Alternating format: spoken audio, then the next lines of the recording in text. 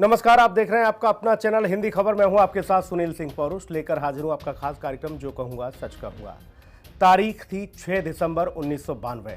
अयोध्या में कार सेवकों ने जो किया उसने देश की सियासत की बुनियाद को हिला दिया। लेकिन 33 साल बाद इसी तारीख को एक बार फिर से सियासतदान गर्म कर रहे हैं, मगर इस बार तारीख नहीं जगह केंद्र में है। अखिलेश यादव जो राम मंदिर प्राण प्रतिष्ठा से कन्नी काट गए, जो हिंदुत्व के एजेंडे पर अक्सर डिफेंसिव नजर आते हैं, उन्होंने ठीक 6 दिसंबर का दिन चुना आगरा की शेख सलीम चिश्ती की दरगाह पर हाजिरी लगाने के लिए। चादर चढ़ी, दुआएं मांगी गईं और उत्तर प्रदेश की राजनीति में जैसे बारूद बिछ गया। सवाल सिर्फ आस्था का नहीं, सवाल टाइमिंग का है। सवाल बीजेपी के उस तीखे हमले का है जिसमें पूछा जा रहा है कि अखिलेश दरगाह जाते हैं तो राम मंदिर से दूरी क्यों बनाते हैं, और क्या यह सिर्फ एक धार्मिक दौरा था या 2027 के चुनाव से पहले मुस्लिम वोट बैंक को साधने की एक सोची समझी रणनीति। क्या अखिलेश ने 6 दिसंबर को दरगाह जाकर बीजेपी को जवाब दिया या एक नया विवाद छेड़ दिया?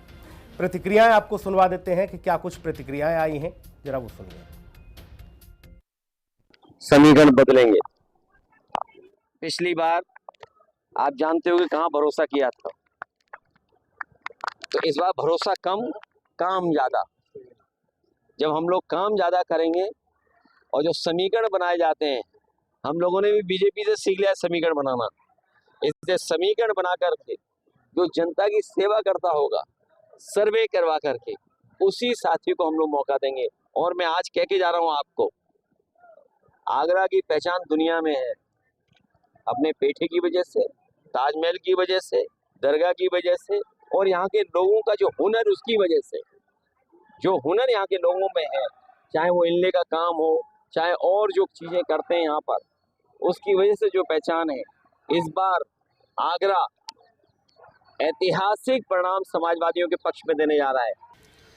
देखिए, अखिलेश यादव का बिल्कुल साफ है कि वो मुस्लिम तुष्टीकरण की राजनीति पर काम करते हैं। अल्पसंख्यक समाज को रिझाने का, उनको बहकाने का, उनकी भावनाओं से खेलने का काम करते हैं। उनको पता है कि जब अल्पसंख्यक समाज उनको वोट दिया करता था तब वो सत्ता में रहते थे, लेकिन अल्पसंख्यक समाज ने आज अपना विकल्प चुन लिया। आज उनको भारतीय जनता पार्टी में अपना सम्मान दिख रहा है और इसी वजह से भारतीय जनता पार्टी में लगातार अल्पसंख्यक समाज जुटता जा रहा है, जिससे कहीं ना कहीं अखिलेश यादव और उनकी पार्टी को नुकसान होता जा रहा है। तो उन्होंने सोचा कि भाई अम्बेडकर पर राजनीति करना चाहे, लेकिन अम्बेडकर पर भी राजनीति कर पाए। परिनिर्वाण दिवस मनाना चाहते थे, नहीं मना पाए, तो उनको ये लगा होगा कि चलो भाई 12-13 साल हो चुका है, चलो मन्नत मानते हैं।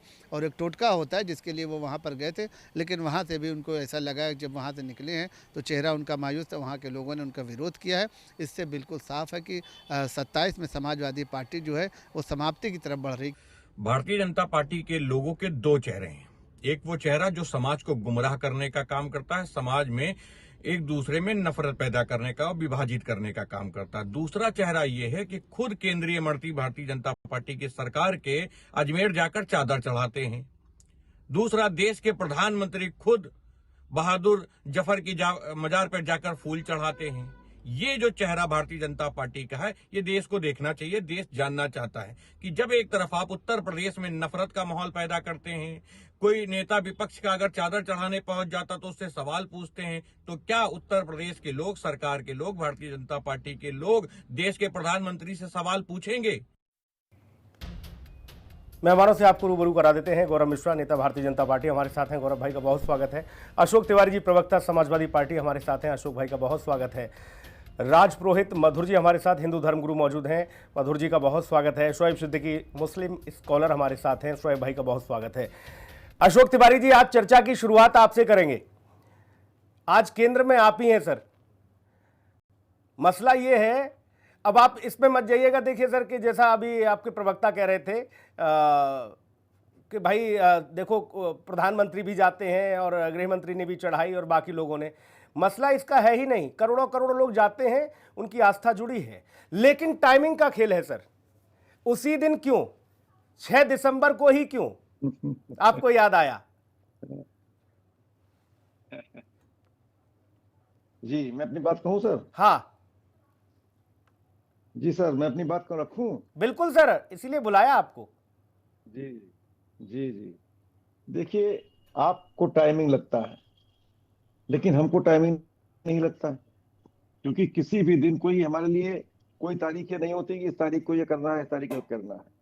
किसी भी तारीख को इंसान जा सकता है। ये तो अपनी अपनी सोच का सवाल है। जिसकी सोच जितनी जैसी है वैसी जाकी रही भावना जैसी तो मुहूर्त देखी तुम जैसी। अपनी अपनी सोच का सवाल है, संकीर्ण सोच का सवाल है। सवाल इस बात का है ही नहीं किस तारीख को गए, किस तारीख को नहीं गए। सवाल इस बात का है कि चांद चढ़ाने गए, ठीक है, सभी जाते हैं, वो भी गए। एक सामान्य बात है। ये तो ये सामान्य नहीं है, राजनीति में सब कुछ सामान्य नहीं होता, कुछ तो अंदर खाने होता है। अशोक जी इतना सरल मत करो इसे।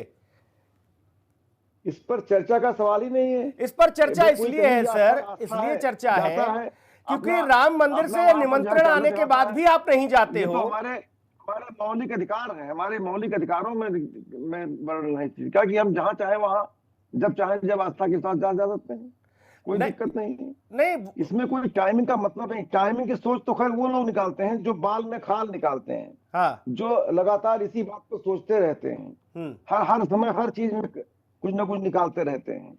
ये उनकी उपज है दिमाग की। इसको कोई इस अर्थ में लेना ही नहीं चाहिए। आज तो सवाल इस बात का है कि जो लोग डर रहे हैं जनता के पास जाने से, हाँ। जनता से जिनको भरोसा उठ गया है, जिनका जनता उनसे महंगाई पे पूछती है, बेरोजगारी पे। अच्छा, राम मंदिर कब जाओगे अशोक भैया? समस्या रहती अब राम मंदिर कब जाएंगे अध्यक्ष जी? वो लोग राम मंदिर कब जाएंगे? इसी में उधड़-बुन में रहते हैं, कब कोई कहाँ गया कहाँ नहीं गया। सर राम मंदिर कब जाएंगे? कोई काम ही नहीं इनके पास है। सर राम मंदिर कब जाएंगे? आप सरकार में लोग पूछ रहे हैं अशोक अशोक भैया, लोग पूछ रहे हैं। समाजवादी पार्टी के कार्यकर्ता भी ऐसे हैं जो भक्ति भाव में विभोर रहते हैं, वो भी पूछ रहे हैं कि अध्यक्ष जी राम मंदिर कब जाएंगे? नहीं, बिल्कुल भक्ति भाव में विभोर रहना ही चाहिए। भगवान श्री राम प्रभु राम सबके हैं, सबको आस्था है और सब वहाँ अपने अपने समय पर जाते हैं। ऐसा नहीं कोई कब जाता है कब नहीं जाता, इस पर चिंता नहीं करनी चाहिए किसी को। आपने प्राण प्रतिष्ठा ठुकराई, प्राण प्रतिष्ठा के बाद आप नहीं गए कह के, फिर आपने जब ध्वज फहराया गया तब आपने कन्नी काट ली। में पढ़ना ठीक नहीं है। किसी का व्यक्तिगत जीवन कैसे और बीता है, सामाजिक जीवन, अब तक के इतिहास में, उन्होंने मेट्रो बनवाया। अब तक के इतिहास में अशोक जी आज स्वास्थ्य व्यवस्था अशोक जी अपने समय में, आज स्वास्थ्य व्यवस्थाओं का क्या हाल है अशोक जी? को जो है एक सेकंड सर, एक सेकंड सर, एक सेकंड सर, समस्याओं का है, एक सेकंड सर, समस्याओं से उबर पाना भाजपा के लिए सर एक सेकंड रुक जाइए, एक सेकंड रुक जाइए। अभी तक सैफई परिवार से बड़े शीर्ष, बड़े चेहरे क्यों राम मंदिर नहीं गए? आपका सवाल ही समझ में नहीं आ रहा है। कोई कहाँ गया कहाँ नहीं ये नहीं आता। राम इतनी जल्दी समझ में कहाँ आने वाले हैं? राम नहीं समझ में आएंगे इतनी जल्दी, ठीक है भाई। गौरव मिश्रा जी, जीवन का सवाल होता है। गौरव मिश्रा जी, जीवन से कोई अशोक जी कह रहे हैं कि ऐसा कुछ नहीं है, हमारा जब मन हुआ तब हम चले गए। अभी रुक जाओ अशोक भैया, आप रुक जाओ, अब रुक जाओ अशोक भैया, पूरा मौका दिया, आप रुक जाओ। गौरव जी की बारी अब रुक जाओ, रोक दो सुनील जी। गौरव जी, बताया जा रहा है कि ना कोई टाइमिंग वाइमिंग कुछ नहीं, जब हमारा मूड था तो हम चले गए, उसमें क्या है? ये तो सामान्य बात है। देखिए, जिसका जहां जो कुछ खोया रहता है ना वहीं जाकर के खोजता है सुनील जी। और इनका जो खोया है ना, या जो इनको मिला है वो वहीं से मिला भी है। तो जहां से मिला है वहीं तो जा करके उसको मजबूत करने का काम करेंगे। और खोता कौन है? हिंदू खोता है उत्तर प्रदेश में। इनके शासनकाल में कैराना से पलायित हो जाता है, मुजफ्फरनगर के दंगे होते हैं, दंगाइयों को बिरयानी खिलाया जाता है, राम मंदिर का इनको ख्याल नहीं आता है। जिसके खुद को अपने आप को वंशज बताते हैं योगेश्वर नारायण श्री कृष्ण के, वो मथुरा इनको याद नहीं आती है। तो ये विशुद्ध रूप से राजनीति कर रहे हैं और पूरे देश को ये संदेश दे रहे हैं कि ये मुस्लिम तुष्टीकरण में किसी भी प्रकार की चप्पल चाटुकारिता में गिर सकते हैं, किसी भी स्तर तक जा सकते हैं, ये समझ लो भाई। और आप देख लीजिए 2022 के चुनाव को भी अगर आप आंकड़ा उठा करके देखेंगे तो 170 से ज्यादा सीटों पर उसी समाज से लोगों को इन्होंने लड़ाया था। तो इनका टोटल जो MY समीकरण है ये तो उस स्तर पर चले जाते हैं कि वाई का शोषण भी शुरू कर देते हैं, क्योंकि इनको लगता है कि वाई तो पेटेंटेड है, वो जाएगा कहाँ, वो तो हमारा हाई है। तो उसके लिए अगर वाई को भी प्रताड़ित करना रहे तो वो भी करना शुरू कर दिया था इन लोगों ने अपने शासन में। तो इसीलिए जनता ने उनको जवाब दिया। और इनके इस मैं बस इतना समझना चाह रहा हूं गौरव भाई, मैं इतना समझना चाह रहा हूं 6 दिसंबर की तारीख क्यों, वो दिन ही क्यों जिस दिन उस विवादित ढांचे को गिराया गया? देखिए ये सीधे सीधे हिंदू जनमानस को अपमानित करने, जलील करने और उन्हें संदेश देने कि देखो हम जो थे वही हैं, हम वही जालीदार हैं। जो इनके पिताजी कहा करते थे कि अगर हम गोली नहीं चलवाए होते कार सेवकों के ऊपर तो मुसलमान हमको वोट नहीं देता और जरूरत पड़ती तो और चलवाते। उनके वक्तव्य है ऑफिशियल लाइन पर ध्यान न दीजिए, महंगाई कम न करिए, बेरोजगारी दूर न करिए। ये देश के हिंदुओं को संदेश देने के लिए उस दिन चादर चढ़ाने गए हैं, लेकिन भगवान राम की इनको याद नहीं आई कि जहां इन्होंने रक्तपात कराया था। आज भी अयोध्या इंतजार कर रही है, और जिस अयोध्या को ये कह रहे थे कि वहां के राजा इनके सांसद हैं, उनके राजा छाती फाड़ के रो रहे थे धर्म ध्वजा जब फहराई जा रही थी, तो उनको नहीं बुलाया गया, ये स्थिति थी। तो देखिए इन लोगों के दोगले चरित्र हैं, और ये विशुद्ध रूप से तुष्टीकरण की राजनीति करते हैं, और तुष्टीकरण की राजनीति में ये किसी का सौदा कर सकते हैं। देश का, समाज का, धर्म का, संस्कृति का कुछ भी नुकसान करना हो, ठीक है गौरव भाई, आमादा रहते हैं और खुला लाइसेंस देते हैं कानून के उल्लंघन का। अभी जो चाल अखिलेश जी ने चली है, क्योंकि राजनीति में देखो बड़े लोग चाल चलते हैं भाई, समीकरण बनाते हैं, बिगाड़ते हैं। ठीक, अशोक जी ने बहुत सामान्य इसको कर दिया। मैं शोएब भाई से इस बात को समझूंगा, फिर मैं पुरोहित जी के पास जाऊंगा। शोएब भाई, चादर कोई चढ़ाए, हम भी चढ़ाते हैं, आप भी चढ़ाते हैं, सबकी जियारत होती है वहाँ, सब लोग जाते हैं, अपना दुआएं करते हैं, उसमें कोई समस्या नहीं है। लेकिन बड़े फलक पर जो बैठे शीर्ष नेता हैं, जो उत्तर प्रदेश के मुख्यमंत्री रह चुके हैं, वो ऐसा दिन क्यों चुनते हैं जिस दिन करोड़ों करोड़ सनातनियों की आस्था का प्रश्न होता है? क्या किसी और दिन जाते तो मना कर देते चिश्ती साहब के नहीं, आज गलत आए हो, आज मत चढ़ाओ ये चादर, मैं इसको कबूल नहीं करूंगा। शोएब भाई अनम्यूट करिए जरा। जी आई आवाज सर मेरी? जी आ रही है, आवाज आ गई सर मेरी? आ रही सर, आ रही है। सुनील भाई देखिए ऐसा, जी देखिए सुनील भाई, सबसे पहले तो मैं आपसे एक सवाल ये करूंगा कि मैं as a Muslim scholar debate दूं या मैं जो पार्टी बेस पे उस हिसाब से जवाब दूं, उस हिसाब से मैं बताऊं आपको मजार का मामला क्या होता है। जी देखिए यहाँ तक मैं आपसे एक बात सुनील बताऊं कि वो दरगाह जो ऐसी है कि मजमा लगा हुआ है दयारे हबीब में, हम भी खड़े हैं अपना मुकद्दर लिए हुए। देखिए वो दरगाह ऐसी होती है जहां पर अखिलेश यादव तो बहुत छोटी चीज है, एक जमाने वजीर आजम और कितनी रियासत के वजीर आला अपनी मन्नतें मांगने जाते थे जी, लेकिन जब दौर बदलता है तो उगते सूरज को हर आदमी सलाम करता है। अभी आपने कहा कि वो बात ना करिए कि चादर वहां पे गई, क्यों नहीं बात करेंगे सर? अगर जब बात निकलती है तो दूर तलक जाती है। हमारे मुल्क के वजीर आजम नरेंद्र मोदी जी ने अजमेर शरीफ में पिछले साल अपनी चादर पहुंचाई थी, रजब के महीने में जब उर्स था, और उसके बाद ही बीजेपी कभी बड़े बड़े नेताओं ने मुखालफत की थी, लेकिन वहां चादर चढ़ाई गई थी। तो अगर अखिलेश यादव चले आते तो मैं समझता हूँ कोई हैरत की बात नहीं है, इसमें कोई बुरी बात भाई नहीं। एक सेकंड, मैंने पहले इस बात को कहा था, चादर कोई चढ़ाए, कभी भी चढ़ाए, कोई दिक्कत नहीं, लेकिन वही दिन क्यों जब वहां मुर्शिदाबाद में बाबरी मस्जिद की नींव रखी जा रही है और यहाँ हाई अलर्ट पर है उत्तर प्रदेश, उसी दिन क्यों चुना गया? मैंने उस समय को पूछा बस। देखिए सुनील भाई, आपने बहुत अच्छी बात कही। कल मैंने 6 दिसंबर को करीब 6-7 डिबेटें दी, हुस्न इत्तेफाक बदनसीबी थी कि आपके चैनल पे नहीं बुलाया गया, बाकी मैंने कई चैनल पे डिबेट दी। देखिए होता क्या है, मैंने कल भी कहा कि वहां पे हुमायूं साहब ने एक सियासी हथकंडा अपनाया था, क्योंकि अगले साल में इलेक्शन था, और अभी आप देखिए 2-4 दिन के अंदर वहां पसे पर्दा कई नाम ऐसे आएंगे जो उनकी पैरवी कर रहे थे। मैं उसके मुखालिफ था कि जो उन्होंने मामला किया था, क्योंकि बाबर का नाम जो था जलालुद्दीन मोहम्मद था, उस नाम से रखते तो कोई आपत्ति नहीं थी, बहरहाल डिबेट दूसरी तरफ चली जाएगी। देखिए आपने इसे बार बार क्वेश्चन उठाया, सपा प्रवक्ता से भी उठाया, बीजेपी प्रवक्ता से भी उठाया, मुझसे भी उठाएंगे आप। अभी मैं पहले कह दूं, आपने कहा 6 दिसंबर का ही उन्होंने समय अखिलेश यादव ने क्यों चुना जी? देखिए होता क्या है, 6 दिसंबर का समय मैं कह रहा हूं आपने ही क्यों चुना? भाई जाहिर सी बात है, मस्जिद जो थी अल्लाह का घर है, मंदिर भगवान का घर है, चर्च ईसाई भगवान का घर है, तो मेरा मस्जिद का घर। एक सेकंड सर, मैं देखिए सुन रहा था, मैं अपनी बात कह दूं, मैं सुनने के लिए तो मुसलमान पढ़ा 1947 से लेकर आज तक, और सफाई दे रहा है। अच्छा देश बांट लिया, अभी कह रहे हैं सुनने के लिए पढ़ा है, 40% देश का हिस्सा ऐसा ना कहो, आप सुना भी रहे हो, ऐसा ना कहो, आप सुन भी रहे हैं मेरे भाई। मैं सुन रहा, अरे सर सुन तो लिए, अपनी सफाई दे दूं सर। होता क्या, देखिए मस्जिद जो है अल्लाह का घर है, मैं बाबर का जिक्र नहीं कर रहा हूँ सर, मैं बाबर का जिक्र नहीं कर रहा हूँ जिसपे बहस चल रही पूरे हिंदुस्तान में। मस्जिद अल्लाह का घर है, वो शहीद हुआ था।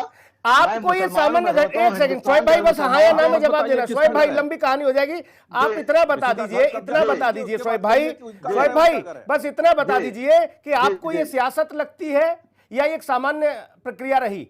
आपका अनुभव क्या कहता है? देखिए 6 दिसंबर। फिर सुनील भाई हाँ ना मैं तो नहीं पाऊंगा, 30 सेकंड में कह दूंगा। देखिए मोहब्बत और जंग में हर चीज जायज होती है, इस तरह इलेक्शन में भी हर चीज जायज होती है। और मैं समझता हूँ अखिलेश यादव वहां पे गए, जाहिर सी बात जो भी मन्नत मांगी होगी तो इंशाल्लाह पूरी होगी, क्योंकि उतर गई ऐसी। मैंने भी आपसे कहा ना कि मजमा लगा हुआ है तैयार है हबीब में, ठीक। हम भी खड़े हैं अपना मुकद्दर लिए हुए। 90 पड़ोसी मेरा भाई हिंदू भाई भाई, आता है, ठीक उसकी है, मुरादें ठीक पूरी है, होती अच्छी हैं। बात कह दी कई आपने। जगह के ठीक है, जी, अच्छी बात कह दी। जी, मैं पुरोहित जी जी, के जी, पास जाऊंगा। जी। रामलला की तारीख पर तारीख, तारीख पर तारीख घोषित हो रही हैं, लेकिन उधर नहीं जाएंगे, कोई नहीं जाएगा वहां। जया जी को भी नहीं लेके जाएंगे साथ में, जबकि उनको ले जाना चाहिए था। मजार पे तो ले गए उन्हें, और बाकी जगह हर जगह सब जा ही रहे हैं, सेवैया से लेके सब खा ही रहे हैं। पुरोहित जी, क्या जी। क्या सनातनियों की आस्था को ठेस पहुंचाने के लिए एक बड़े नेता ने ये कल की तारीख चुनी? क्योंकि तमाम ऐसे साधु संतों की प्रतिक्रियाएं आई, उन्होंने कहा कि हम आज के दिन को विजय दिवस के रूप में मनाते हैं, और बाबर का नाम जो मुर्शिदाबाद में लिया जा रहा है, तो हम ये बिल्कुल भी कतई स्वीकार नहीं करेंगे। अखिलेश जी को उसी दिन चादर चढ़ानी थी। ये एक बहुत बड़ा छलावा है। दूसरी चीज, कुछ चीजें ऐसी होती हैं जो रक्त में सिंचित होती हैं, जी, और जब क्या होता है कि जेनेटिक चीजें समाई होती हैं इंसान के अंदर, तो वो बहुत रेयर निकल पाती हैं, यानी वो स्वभाव में परिवर्तन नहीं हो पाता है।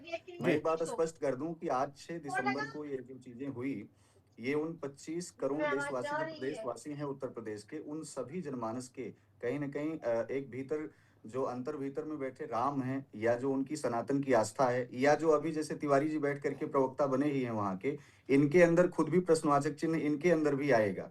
लेकिन स्वविवेक तब जागृत होगा जब कहीं बहुत बड़ा नुकसान हो जाएगा तब। आज धर्म और आस्था दोनों का नुकसान हुआ है। एक तरीके से देखा जाए तो अखिलेश यादव राम मंदिर भी जाकर के क्षमा याचना कर सकते थे, वहां बोल सकते थे कि हमारे इस पूरे देश में, हमारे इस राष्ट्र में बाबर जैसा आतंकी आया और उसने धर्म को, संस्कृति को, बहन बेटियों को कहीं ना कहीं एक ऐसी स्थिति में ले जाकर के मतलब वहां पतन की स्थिति में लेकर के गया जहां हमारी संस्कृति का समूलता विनाश हुआ। आज राम मंदिर बना है, मैं क्षमा याचना करने आया हूं। मैं उन सभी वर्गों का, सभी धर्मों का सम्मान करता हूं, ये बात भी आ सकती थी। लेकिन 6 दिसंबर को इसलिए ये गए, किसी एक वर्ग विशेष, किसी एक ऐसे टोपी धारक समुदाय को साधने के लिए इन्होंने अपना एजेंडा अपनाया। लेकिन यकीनन मैं स्पष्ट कर दूं, एक धर्मगुरु के नाते भी, एक राष्ट्र के जो है एक जिम्मेदार जो है व्यक्तित्व होने के नाते मैं यह बात स्पष्ट कर दूं, उत्तर प्रदेश में बहुत बुरी स्थिति आएगी। बहुत बुरी स्थिति ऐसी आएगी कि पार्टी में इनको कुछ ऐसे भी इनके जो है लीडर निकल करके आएंगे जिनकी जमानत जब्त हो जाएगी। आने वाला समय 27 का बहुत ही भयावह है, और ये किसी भी प्रकार का छद्म रूप धारण करके ये कहीं भी जाएंगे, किसी भी दरगाह पर जाएंगे, किसी गड़े हुए मुर्दे को उखाड़ने का काम करेंगे। सनातन की संस्कृति में इतने देवी देवता हैं, आप जा करके वहां चुनरी चढ़ाइए, आप वहां नारियल चढ़ाइए, झंडा लगाइए, यज्ञ करिए, अनुष्ठान करिए। आप अपनी धर्म संस्कृति को भूल करके किसी अन्य धर्म समुदाय को अपने माथे पर ऐसे कलंक के रूप में क्यों थोपना चाहते हैं, जिससे कहीं ना कहीं एक अपवाद जन्म ले? आप अपने आने वाली पीढ़ियों में भी वो कलंक साबित करना चाहते हैं। आने वाले जो आपकी आल औलाद, अखिलेश जी कह रहे हैं पीडीए से मजबूत हो रहा है, पीडीए मजबूत हो रहा है इससे। इससे यह जो दीमक होती है, दीमक जैसे लकड़ी में लगी होती है तो उस पर केमिकल पड़ता है, ऐसे ही इन्होंने सनातन में एक ऐसे विश्वासघात का जो कार्य किया है, वह समाज, जनता, जनार्दन और आने वाले समय में 27 में ये जवाब देगी। मैं राजनीतिक व्यक्ति तो नहीं हूँ, लेकिन मैं इतना जानता हूं कि धर्म जहां जहां विपरीत परिस्थितियों में कोई व्यक्ति ले जाने का काम करेगा, तो आज का समय, आज का हिंदू, आज का जनमानस जग चुका है। और तिवारी जी जैसे लोग अभी भी प्रवक्ता जो हैं ऐसी पार्टियों में, इनको अपने राष्ट्रीय अध्यक्ष से यह प्रश्न पूछना चाहिए कि आपकी ये मानसिक जो विचारधाराएं हैं, इसमें संकीर्णता ऐसी क्यों पनपती है? आखिर यही दिन क्यों तुम्हें सुनना? बिल्कुल ठीक। आप तिवारी जी के पास जाऊंगा। जी तिवारी जी, बिल्कुल। अध्यक्ष जी कोई ये छोटा मोटा चेहरा तो है नहीं, वो करोड़ों करोड़ों लोगों के रोल मॉडल हैं। अगर वो कोई कदम उठाते हैं तो पहले तो उठाते नहीं है। तिवारी जी चढ़ाए आते चादर, किसी को कोई पर्चा करने की कोई जरूरत ही नहीं थी। अखिलेश जी जब जाएंगे तो चर्चा तो होगी, और उसी दिन जाएंगे। एक दिन पहले एक दिन बाद चले जाते कोई दिक्कत नहीं। लेकिन लोग पूछते हैं कि भाई साहब, आप हिंदुओं पर, जैसे अभी गौरव मिश्रा जी ने कहा कि आप कत्लेआम कराते हो, सरयू को लाल करवा देते हो, राम भक्तों पर गोलियां चलवा देते हो, और ये छाती ठोक कर कहते हो कि मुसलमानों के लिए हमने गोलियां चलाई, अगर और चलवानी होती तो और हिंदुओं को हम मार देते इन मुसलमानों के लिए। जी सर। फिर राम से दूरी सर जी, और सर जी, चिश्ती की दरगाह पर चादर जरूरी। तिवारी जी, अरे सर जरूरी नहीं, मजबूरी। भाई जी, सुनील जी, मजबूरी। भाई साहब, अरे आप हमको बोलने दीजिए 2 मिनट। सर बोलिए, आप बोलिए। आप बहुत ही अच्छे एंकर हैं, बहुत ही प्रिय हैं हमको बहुत ही अच्छे लगते हैं आप, और बुद्धिजीवी भी हैं आप, तो आपसे बहस करने में अच्छा लगता है, बहुत अच्छे सवाल पूछते हैं। सवाल इस बात का है कि आज अखिलेश यादव जी का, आदरणीय भाई साहब, मैं कह रहा हूं अखिलेश यादव जी का आज व्यक्तित्व पूरे उत्तर प्रदेश, पूरे देश के सामने खुली किताब के रूप में आज वो कितने संजीदा माने जाते हैं, कितने जनहित की बातें उठाते हैं किस तरह से, और किस तरह से अपनी बात रखते हैं, कितना विकास पहले उन्होंने किया है 12-17-20 में, सारी चीजें याद कर नहीं जनता आज 2024 में ऐसे ही जन समर्थन नहीं मिल गया है हमको जनमानस का, जिसमें महिलाएं भी शामिल हैं, अगड़े वर्ग के भी लोग, आप चौंक जाएंगे, अभी ब्राह्मण भी शामिल है। इतना जनाधार नहीं बढ़ता किसी का, 37 सीटें आना आसान नहीं होता है, ये ऐतिहासिक चीज है। आज जिस तरह से हमें जन समर्थन मिला है, बड़ा जन समर्थन मिला है, ये हास्य का विषय नहीं है। आज उनका व्यक्तित्व खुली किताब है, वो कुछ भी दिखावा नहीं करते हैं, आडंबर नहीं करते हैं, उनका नेचर ही नहीं है, माफियाओं को पसंद नहीं करते हैं, अपने आसपास पटकने नहीं देते हैं माफियाओं को, ये माफिया विरोधी है और माफिया पसंद ही नहीं करते हैं वो, ये जनता जानती है, चर्चा होती है इसकी गलियों में, बातें होती हैं सर, आसान नहीं है ये। और जो है लोग जानते हैं कि वो क्या चाहते हैं, वो विकास चाहते हैं देश का, उत्तर प्रदेश का, वो रोजगार चाहते हैं देना। गौरव जी जवाब दीजिए भाई, आज जवाब दीजिए, बताइए। वो कह रहे हैं कि समाजवादी पार्टी माफियाओं से दूरी रखती है। नहीं, पुलिस के एक अधिकारी को, शैलेंद्र सिंह को जेल में बंद कर देते हैं मुख्तार अंसारी के लिए, और कह रहे हैं कि माफिया का संरक्षण नहीं करते। अतीक अहमद के लिए छाती फाड़ के रोते हैं और कह रहे हैं कि संरक्षण नहीं करते। आजम खान के आगे सरेंडर रहते हैं रामपुर में, और तमाम अपराध उसी समुदाय के साथ आजम खान सब करते हैं, और उस समय वो संरक्षण नहीं करते। कैसी बातें कर रहे हैं, कैसी बातें कर रहे हैं तिवारी जी? अरे इतिहास आपसे भी प्रश्न पूछेगा, इतिहास के पन्नों में दर्ज हो जाएंगे, आप इसके सामने मुंह दिखाएंगे ऐसा झूठ बोल करके, जिन्होंने पूरी की पूरी खेती कर दी अपराधियों की, और एक समुदाय विशेष को पूरा छूट दे दिया देश में, उत्तर प्रदेश में कानून का उल्लंघन करने के लिए, और उनके संरक्षण में, उनकी प्रोटेक्शन में आप इस तरह की बात कर रहे हैं, ये तो बहुत ही बात है भाई। तिवारी जी कम से कम आप अपने टाइटल का तो कम से कम सम्मान रखिए, कम से कम टाइटल का भी सम्मान रखिए। जनता जानती है सर, जनता को कम से कम बहुत सारे अपराधों से बच जाएंगे। कुछ भी बोल रहे, इस तरह से जिसने 34 दुर्दांत आतंकियों के मुकदमे छुड़ाने का रिकमेंडेशन दिया। लेकिन तिवारी जी, आप मन्नत मांगो, धागा बांधो, चुनरी चढ़ाओ, चादर चढ़ाओ, जो भी कुछ करो, लेकिन आपने जो भी कदम उठाया है और जो भी आप कह रहे हैं कि हमने 24 में फतेह हासिल की, उस सबने देखी, सब जान रहे हैं उस चीज़ को। हमने अयोध्या में लोगों को फपक फपक कर रोते हुए देखा, फपक फपक कर अयोध्या में। उन्होंने कहा कि बहुत बड़ी गलती हो गई। आज रामलला की जगह अवधेश प्रसाद को नॉमिनेट किया जा रहा है कि ये अयोध्या नरेश हो गए, बोले राम से बड़ा कोई नहीं। वो संदेश भी थोड़ा सा देने की कोशिश करिए, और फिर आप जाएं, अच्छी बात है, आपने जिस व्यवस्था को साध के रखा है उसे साधें, लेकिन उन लोगों का भी देखिए जो लोग चाहते हैं कि अध्यक्ष जी किसी दिन रामलला के दर्शन करने के लिए जाएं, वहां ₹1.25 का बतासा ही चढ़ाए आएँ, उसके लिए भी लोग इंतज़ार कर रहे हैं।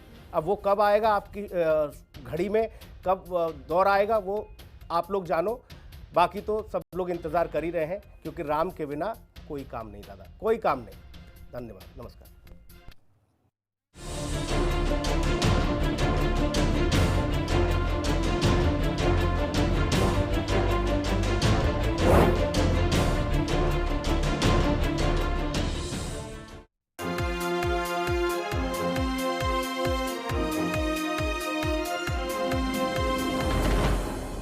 शादी का किचन महके जहां, गोल्डी किचन किंग मसाले हो वहां। गोल्डी लाए हैं फ्रेश लॉक टेक्नोलॉजी, जो रखे मसालों को हर समय फ्रेश।